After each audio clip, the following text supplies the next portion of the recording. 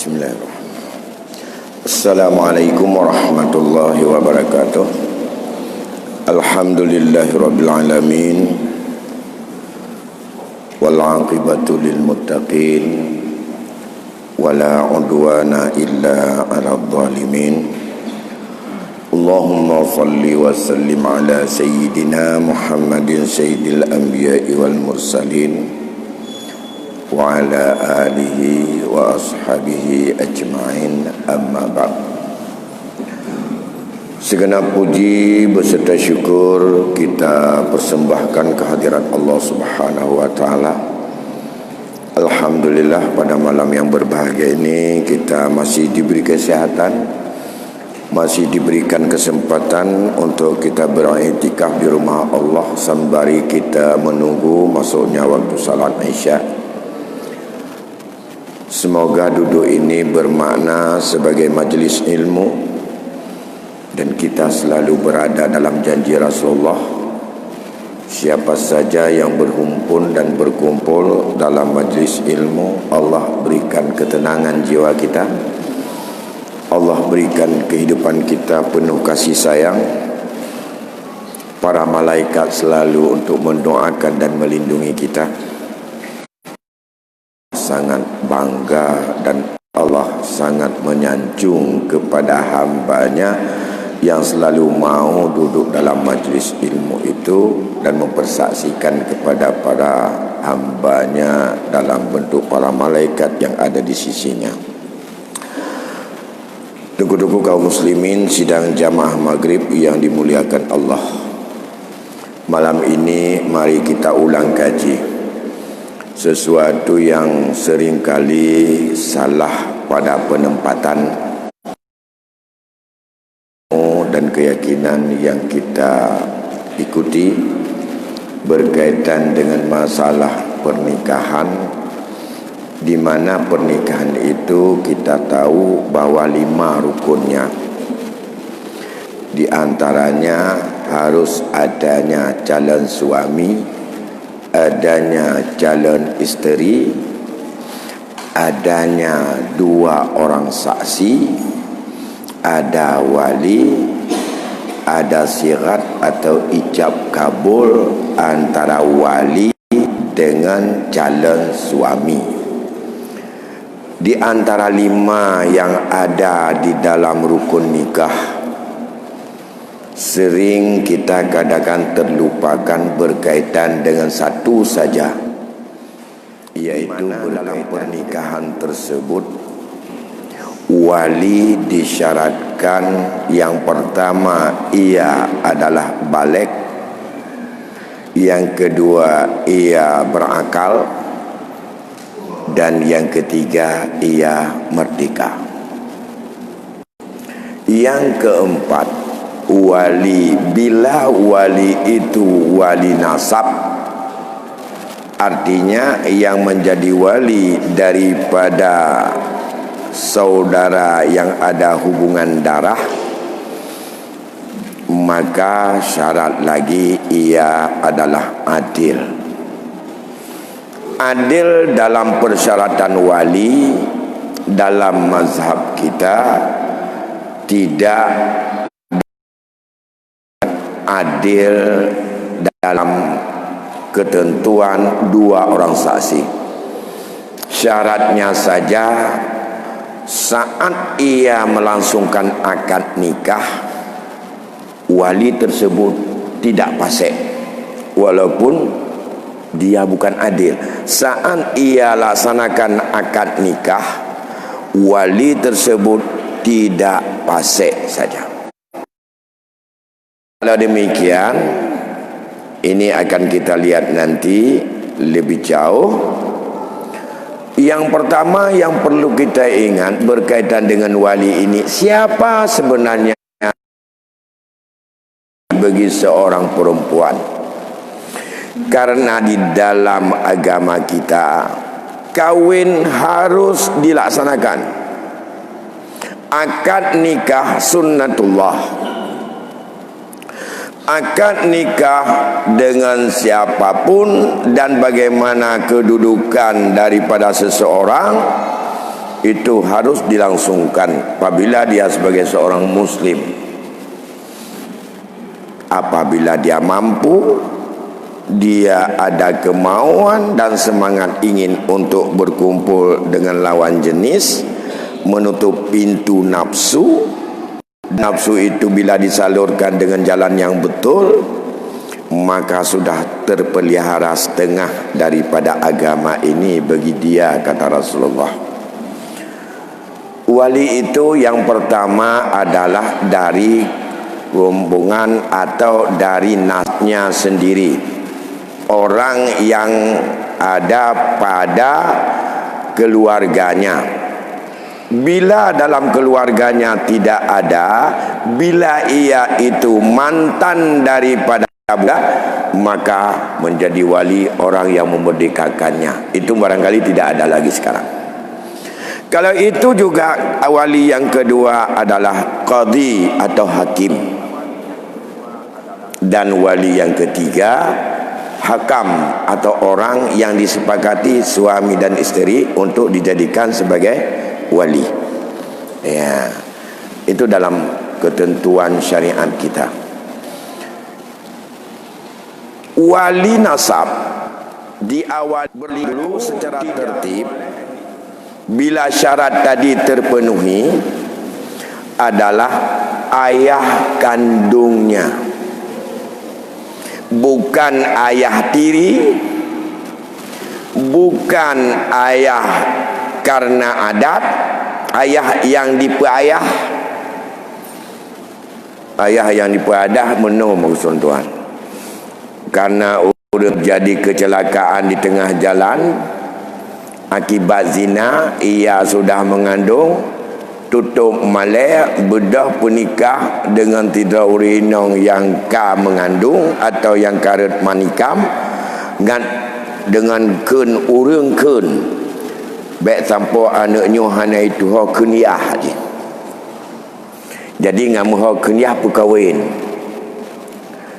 tuk malai ke kan sebenarnya kon tuk malai nya, tetapi nya adalah dosa dikaburkan dosa yang harus mereka pikul, yang menimbulkan akibat hukum berkepanjangan, yang menimbulkan kekeliruan yang berkelanjutan. Nyan kon ayah, tapi nyan laku mai, ia tidak punya ayahnya, ia tidak punya orang tuanya. Atau yang selanjutnya juga bukan ayah yang dibangsakan dengan tabani, itu juga bukan wali, bukan ayah seperti itu. Dan kon ayah yang takun-kun karena lakap. Ayah artinya yang dari manikam dia melahirkannya, dan itu lahir manikam yang jatuh dalam sulbinya jatuh kepada rahim perempuan setelah adanya akad nikah yang sah. Itu yang disebut dengan ayah. Yang kedua, bila ayahnya tidak ada, maka berpindah kepada kakek. Kalau ada ayah, tidak boleh kakek jadi wali, sah. Tidak urang nayah mantang udip memenuhi syarat, dan ia balik Islam, balik berakal, dan ia adalah tidak fasik saat itu, maka hanjut ke penikah lenek je atau kakek je. Misal je bah penikah kakek mentang, kerana ayah habis nama orang ta'ah yo. Bangai bacut, ada bangai ia haji yang wali. Maka dalam konteks ini hanjut dengan istilah bahawa menyatakan ku nyoyah jahan apa sagam nyomunan kakek. Bahkan sekarang ada indikasi seorang wanita milih-milih dalam keluarganya siapa yang mau untuk dinikahkan dia. Saya enggak mau kalau ayah nikahkan, mau saya kakek. Saya enggak mau kakek, maunya abang saya itu yang pulang dari Mesir. IPKJ dia pilih-pilih walinya, hana hanjut, hancah lumpat, tak boleh loncat daripada tertib yang berlaku ayah. Kalau dia tidak ada, pindah ke kakek. Kalau tidak ada ayah, tidak ada kakek, orang yang menjadi asabah bagi si perempuan tersebut. Kalau dalam peraih, dalam warisan, si perempuan tersebut, siapa yang mengambil asabahnya setelah ayah dan kakek? Itulah diawali saudara kandung. Yang kedua, anak saudara kandung. Yang ketiga, terus saudara kandung. Kalau tidak ada saudara kandung, berpindah kepada saudara sebapak. Tidak ada itu, balik kepada anak laki-laki saudara kandung. Tidak ada itu, balik secara tertib anak laki-laki saudara sebapak. Tidak ada itu, balik lagi kepada cucu laki-laki dari anak laki-laki saudara kandung. Terus secara tertib. Tidak ada itu, baru naik kepada paman. Paman tidak boleh loncat. Tidak boleh loncat. Tidak boleh langsung kepada paman. Menyota loncat menan nyan betul. Hansah je wali. Semua terus seperti pernah kita bicarakan menyangkut tertib asabah setelah kakek. Setelah kakek, yaitu saudara kandung, saudara sebapak, anak-anak mereka secara tertib pindah kepada paman kandung, pindah kepada paman sebapak, pindah kepada anak laki-laki paman kandung. Itu secara tertib.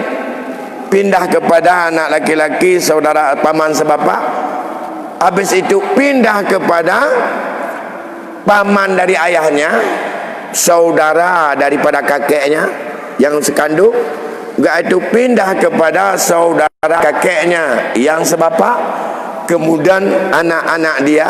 Itu tidak ada, cari lapisan selanjutnya. Seperti kita dalam mencari tertib asabah setelah ayah dan kakek. Demak anak agam kan je penikah mak tu. Akan nikah pun perempuan kali kahwin anak gagam. Kadaya anak agam kayak buat lah. Jinu meninggal ayah, mak mengkahwin lam dengan lakon lain. Mana agam je gedong wali anak agam hanjur. Kenapa kan? Karena dia bukan nasab daripada laki-laki. Menang kakak anak dina je gedong wali kepada mak tu. Tak bisa. Karena dia itu dari rahim dan itu dari ul arham.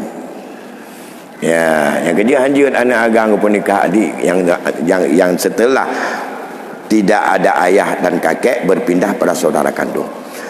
Yang ingin saya jelaskan malam ini, andai kata saudara-saudaranya ini tidak ada atau tidak memenuhi syarat, baru berpindah kepada qadhi.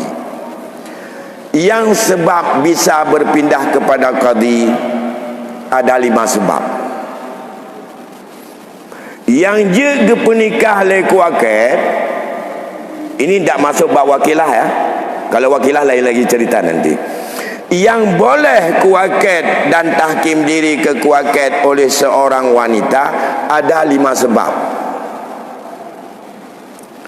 Benteh hana pupu hana pas daya ke bah bodoh nak kuaket je mentong.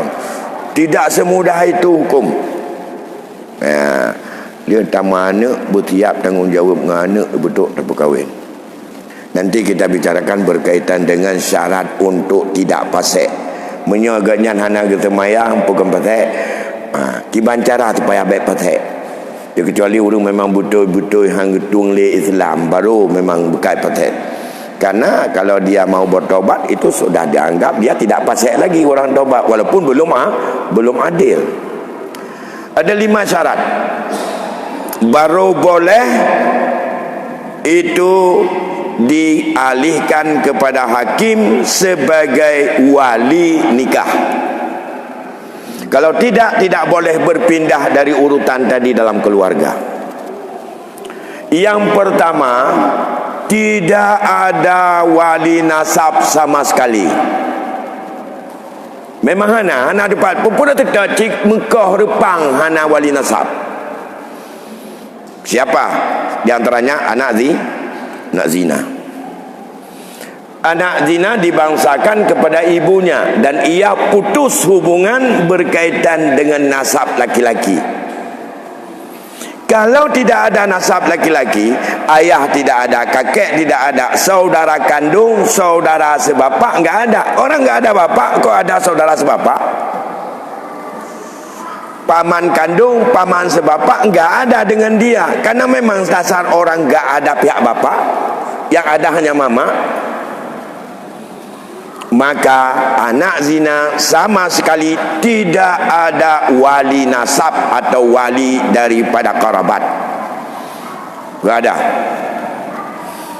Anak zina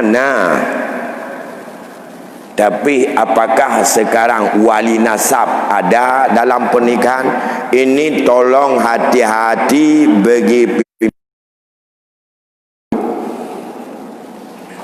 baik tagai nutup kerana Allah getepu atanya bila tak tepa jihana ya haji, maka apabila kita tutupi demi untuk menjaga perasaan daripada pihak-pihak tertentu terutama kepada calon, baik tak pegah bawa dia anak haram jadah atau anak dina atau anak haram atau anak hanayah, kerana gagal perkahwin, kerana itanya adatnya menyohaik tak jaga adatnya, lebih stop adat paksa kahwin bila mentemeng orang memukah dalam kampung.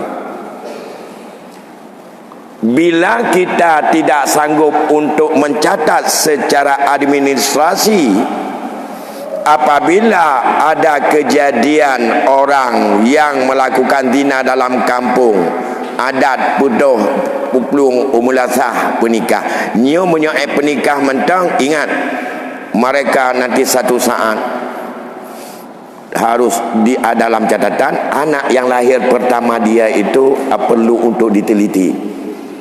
Kalau dia lahir manikamnya jatuh sebelum akad nikah, karena nikah setelah zina, anak itu adalah tidak dibangsakan kepada laki-laki yang dinikahkan tersebut, dan itu dikawinkan mama. Anak yang sah bagi dia anak yang lahir selanjutnya, bukan anak hasil zina yang sudah dilakukan perzinian dan dibuat untuk dipaksakan untuk dikawinkan atau dipernikah di menasah. Tahu? Ya, yang pertama tidak ada sama sekali.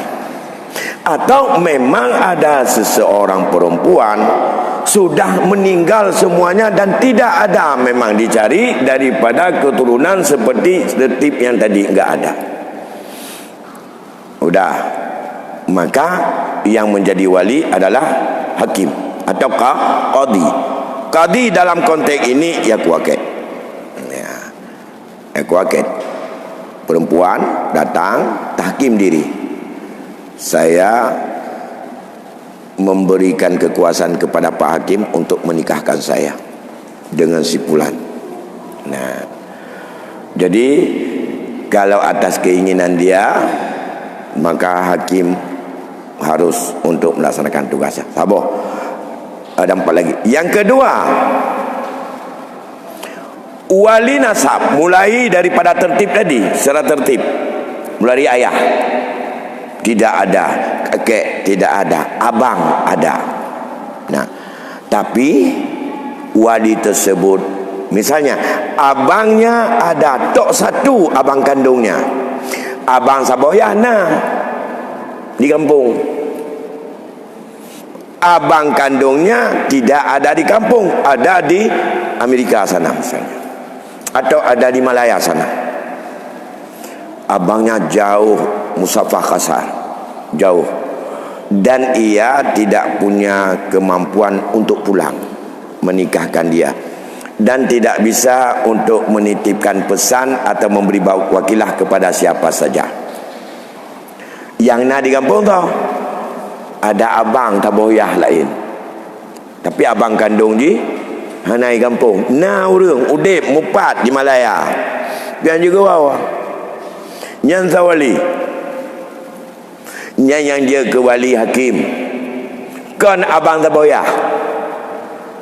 Mengapa? Dia ada wali nasabnya abang sebekandung, tapi wali tersebut tidak bisa hadir kemari karena jauh lebih daripada batas boleh kasar salat, iaitu 16 parsah atau lebih kurang 90 km lebih. Nah, maju ke bawah. Yang berpindah bukan kepada wali yang lebih jauh, kepada sahabat juga berpindah kepada hakim. Nyula keliru kadang-kadang itanya. Hana ya haji, kenapa ke nyu kaki merantau ke meter rezeki juga Malaya. Yang nak nyumpa apa ne kakek kaki dah juga kakek ke wali. Lanjut. Nah wali ji yang urutan pertama iaitu ayahnya. Belum temak walinya hana di tempat nah halangan hanjut ke bawah dan hanjut ke wakilah hana pagi wakil yang ketau mipinah nyan mupinah ke qadi ya, hanjut mupinah ke kakek, tidak boleh berpindah kepada saudara kandung, tidak boleh meloncat kepada tempat lain. Sudah dua yang mengalih kepada qadi sebagai wali, walaupun masih ada wali nasab yang lain, tidak boleh loncat karena dia ada dan ia memenuhi syarat sebagai wali. Sudah dua. Yang ketiga, wali ada di tempat, tidak jauh, tapi dia tidak bisa keluar untuk menikahkan anaknya atau adiknya. Bahkan karena situasi dan kondisi yang tidak boleh dia keluar. Dan kita jawab kita ni acak wakilah baganyan hanya tetamu. Ya. Tak boleh contoh mesti masa komplik. Nah ya cihnum wa tapi kenyahan dia tu. Dia ke peluang likut mo. Mana minta tepat lambat meriah nang gemetom. Biar dia ke pernikahan tu. Itu juga mengalih kepada qadi, bukan mengalih kepada keturunan ataupun tertib daripada saudara yang lebih jauh. Ya. Yang keempat, wali ada, ia saat ini sedang ihram haji atau ihram umrah. Dengan ihram sangat menikahnya, ia sedang ihram. Hanya ke pernikahan tu kerana tengah ihram. Tapi tengah di haram, kan sedang ihram jud ke pernikah, tapi hantar gua karena jauh. Ini enggak, dia ada tapi sedang melaksanakan ihram, dan saat itu urinong anak ganyan ya inong anak kancana putun de cip bu mesti menikah padanya tu. Hana ke pre ke talul ya gile. Itu juga tidak berpindah kepada kakek, tapi berpindah kepada qadi. Ya. Itu sebab yang bisa berpindah kepada qadi atau kepada wali hakim bagi seorang wali nasab. Baik pilih-pilih, baik loncat-loncat daripada wali nasab. Ya, yang kedua, syarat wali tidak pasal saat melaksanakan akad nikah bagi wali nasab secara tertib. Boleh pasal kalau dia wali hakim. Okey, kena ingatnya ada nama raja. Ada nama kerajaan, ada patek natuk-tuk di luar puntung yang main bola 3 gol juga. Nah, mantau konjut ke pakai 4 je lagi nya. Dah ke pernikah ada nama kekuasaan. Mia dikatanya mia tengok pasal anjut. Kalau seorang wali paseknya mengapa? Sebab pasek pertama karena melakukan dosa besar atau meninggalkan kewajiban yang fardu, yang wajib. Kalau paseknya dia melakukan dosa besar lewat nyuput tak kerjakan. Ganyan tabe-tabe gemeen lam riba. Pasal ya. Orangnya kena pernikahan tu. Gehoi le di imam, gehoi le goreng, gehoi oleh yang berwenang. Bapak sekarang pasal, walaupun bapak tidak pernah tinggal jamaah, pasalnya bapak apa? Karena terus menerus tak ada rencana berhenti dalam penggunaan riba. Utangkan ataupun pinjamkan uang kepada orang lain dengan berbunga. Penglo di ketanya hadapi kerja siapa bagi je kurang, yang penting mentemui ganyan fee ya sama persen mentang mutang 1 juta bayar 1.100.000, itulah kerjanya rentenir misalnya. Itu pasal. Nah, kalau dia sekarang mau nikah anak, dinasihatin, bapak mau enggak meninggalkan perbuatan mungkar itu dengan tulus, ya, dengan ikhlas, ya, yakin bahawa itu adalah perbuatan yang tidak dibenarkan oleh agama, yakin. Sadar bapak, ya, apakah bapak tinggalkan ini karena rencana menikahkan anak atau memang karena taubat? Saya taubat, bukan karena ini, saya sadar begini begitu. Kalau demikian taubatlah bapak, mulai hari ini jangan lakukan lagi. Tinggalkan perbuatan kebiasaan yang itu dosa besar. Ya, saya mau menerimanya dan mulai hari ini saya berjanji tidak akan lagi. Terus dia berubah diri. Saat itu setelah dia bertaubat yang tulus menurut ijtihad, yang bertaubat ganyan menurut mengakui ganyan sadar, ganyan saatnya nali pasai. Baatanya menyana pasai lain bertaubat lain-lain lah. Menyana temayang taubatkan menyangkut masalah salat fardu. Mulai orang nyolon mereka mahana doa sembahyangnya tapi nyo kaje luntuan salat tampil lu meruno, tapi nyo karena kaje nyo lu meruno elen tu lu meruno bro sembahyangnya kon taubat nonton dia sadar to kepiah laju mulai tampil meruno ganyang sembahyang laju yang kata taubat. Kemudian dalam suasana sudah taubat, dia disebut orang yang telah bertemu dan mendapatkan petunjuk atau mursyid. Orang yang mursyid atau orang yang sudah mendapat petunjuk. Saat itu sah ia nikahkan anaknya. Kalau demikian, tidak ada wali, ayah, kakek, abang, adik yang sudah dewasa. Kalau dia mengakui diri sebagai seorang muslim, ia sebagai seorang mukmin dan mau untuk bertobat, mengakui bahawa apa yang dilakukan itu adalah salah dan ia ingin memperbaiki diri, itu dia sudah taubat. Dengan taubat itu, walaupun ia belum adil, saat itu lepas diri dari dia sebagai orang fasik. Saat tidak fasik, ia nikahkan anaknya atau adiknya atau muwalinya siapa saja, maka nikahnya sah. Kalau demikian, hana orang Islam yang hanjak pernikahan menyaganya getem tahu, kecuali memang betul-betul memang orang Islam yang kaklau prib tungang cekang rencana igatnya memang betul-betul bergelimang dalam kemaksiatan dan tidak ada keinginan untuk baik. Yang baru betul. Berbeda dengan masalah dua saksi. Karena seorang yang melakukan satu perbuatan dosa besar, pasal kapan dia menjadi orang adil dengan kefasikan tersebut? Dalam mazhab kita, pendapat para ulama, istibraknya harus untuk dilihat 1 tahun. Istibrak itu adalah masa tenggang.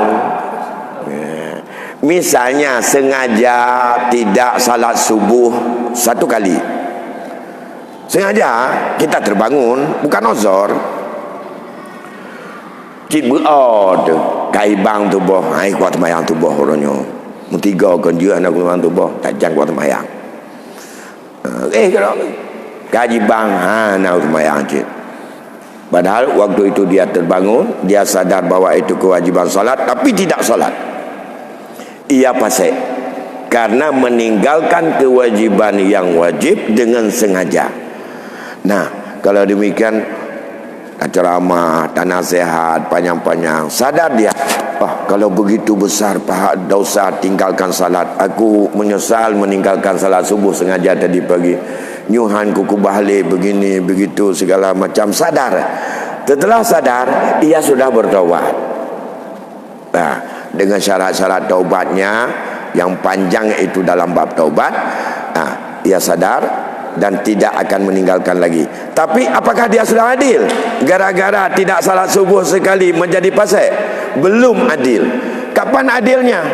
1 tahun. Ada enggak sengaja tinggalkan subuh lagi? Tidun kemudian hantam pernah ke kebah tubuh dengan tengah jali. Nyan kadi. Bak tabohnya. Belum dosa lain. Belum dosa lain. Apa dosa? Dosa bukan aurat. Bukan aurat. Lebih daripada baina surati wa rukbah. Bagi laki-laki itu pasal sengaja bukan aurat. So iliwa cawat jak ukudai ke kau. Pasal karena bukan aurat. Oleh pasalnya nyuhan ku buka dia aurat. Ada aku main bola tapi tetap kutuk tiluwa boleh buat on. Bukan kadil belum tidun bahasa tak enak tok lu puntung lawi ke urang. Yang dosa bukan aurat menyangkut dengan matahari lu puntung dah tidun. Tidun mata. Begitu juga dengan dosa yang lain. Minum khamar basik sengaja. Sekarang taubat, ampun, enggak lagi akan kembali. Aku menyesal, aku takut kepada Allah, nanti akan dihukum dan dipenjarakan, serta juga aku akan mendapatkan neraka Allah dengan murka Allah. Udah taubat berarti. Apakah sudah hadir? Belum. Mulai hari itu 1 tahun kemudian, ada enggak pernah minum lagi? Kalau minum lagi berarti dia balik pasal lagi. Belum adil, maka berat untuk menjadi adil. Yang kerja hati-hati menyona pegangan nikah bena yang potensi urang yang ledat pelaku dosa besar, baiknya nak cak ke urang menjadi saksi nikah. Dalam saksi nikah wajib adil.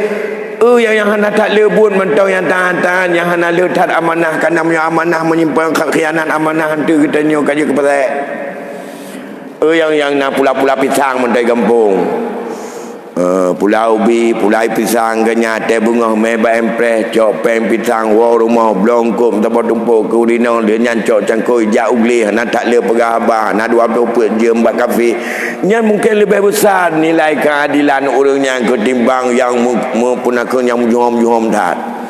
Makin berat mujuham makin tahu dia kata nyula tak dengan dosa yang haid tapi ke kegelih pukul yang adil atau tidak. Bapak Ibu yang berbahagia, ini beberapa syarat yang mengalih kepada wali hakim. Nah, maka dalam hal ini menyangkut dengan masalah nikah, jelas yang menjadi rukun adalah wali. Dan wali sebagai orang yang bertanggung jawab dalam keluarga terhadap muwalinya. Wali nasab merupakan orang yang bertanggung jawab terhadap orang yang di bawah perwaliannya.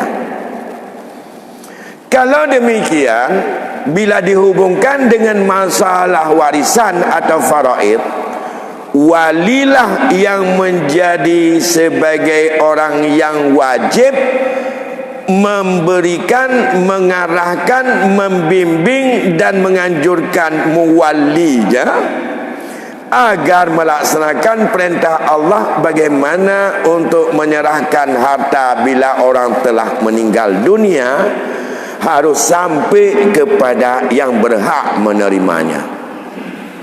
Bukan wali sebagai orang yang berkuasa mengatur harta. Wali diberi kewenangan untuk membimbing, mengatur, mendidik mengajar terhadap hukum Allah pada orang di bawah perwaliannya.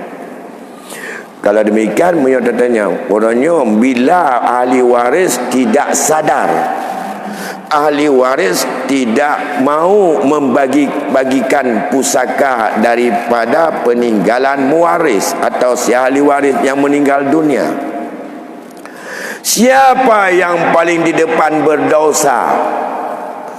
Akibat terbengkalainya harta itu sudah berlapis-lapis dan alih generasi sampai dengan 4-5 generasi yang lalu tidak dibagi-bagi. Siapa yang paling bertanggung jawab? Yang pertama, dosa semua yang sudah balik, yang berakal dan ia ahli waris. Yang kedua, dosa para wali dalam keluarga itu begisi main. Seorang yang meninggal dunia, walinya siapa? Lihat, andai kata yang meninggal laki-laki, andai kata dia perempuan, siapa yang menjadi wali nikahnya? Maka dia wajib untuk membimbing hukum kepada keluarganya.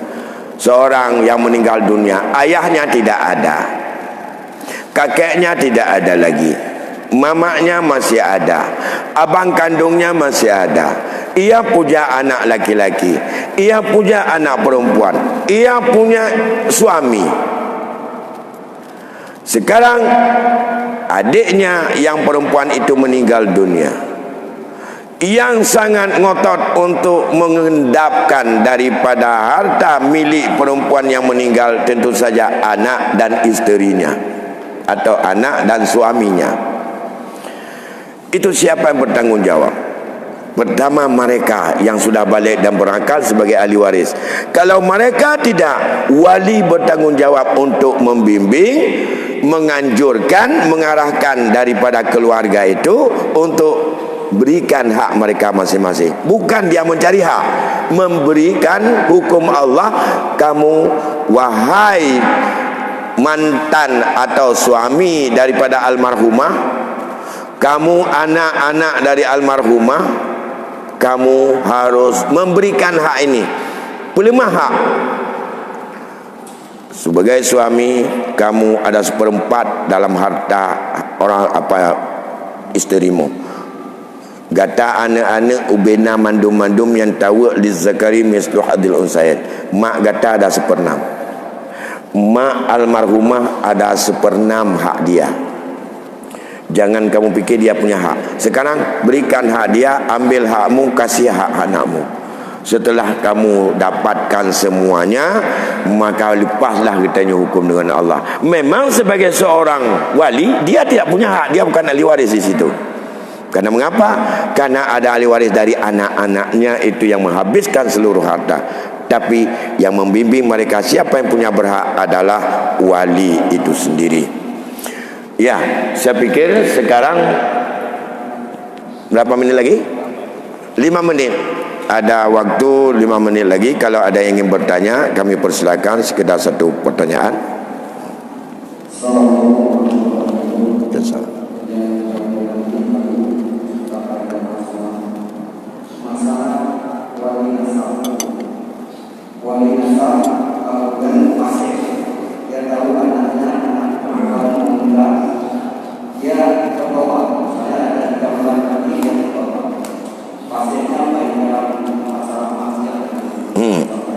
Ya. Kemudian sesudah yang meninggalkan anaknya dia pasir. Ya. Apakah kemudian yang besar yang pertama.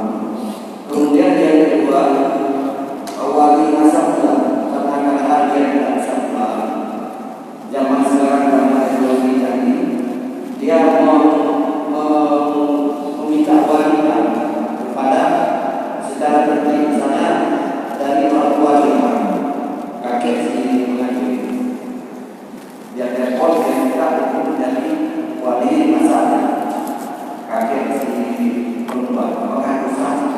Masih ada ayahnya? Ayahnya tidak sama.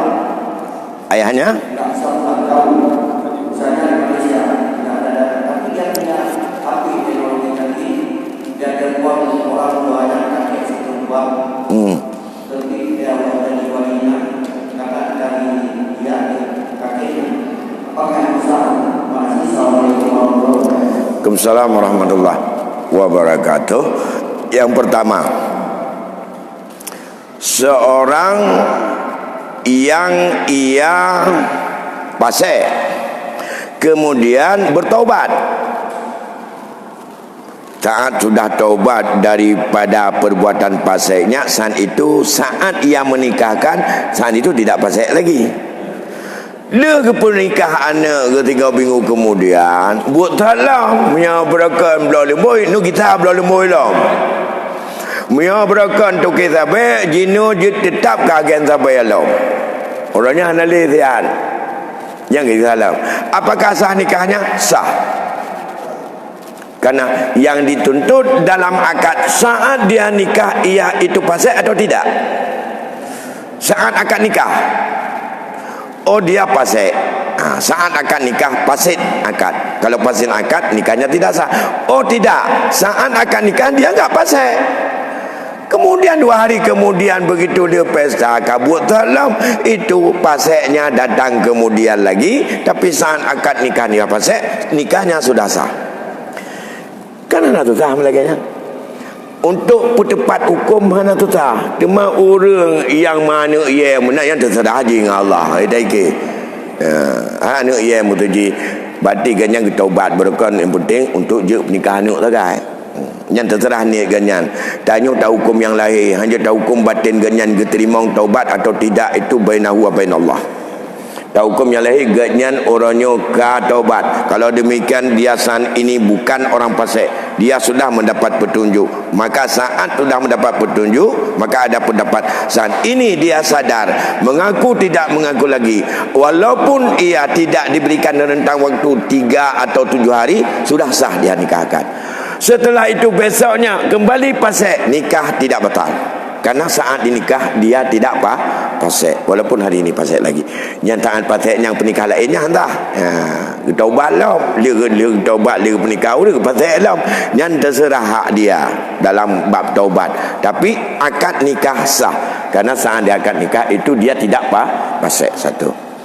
Yang kedua, orang jauh, ada ayahnya di Malaya.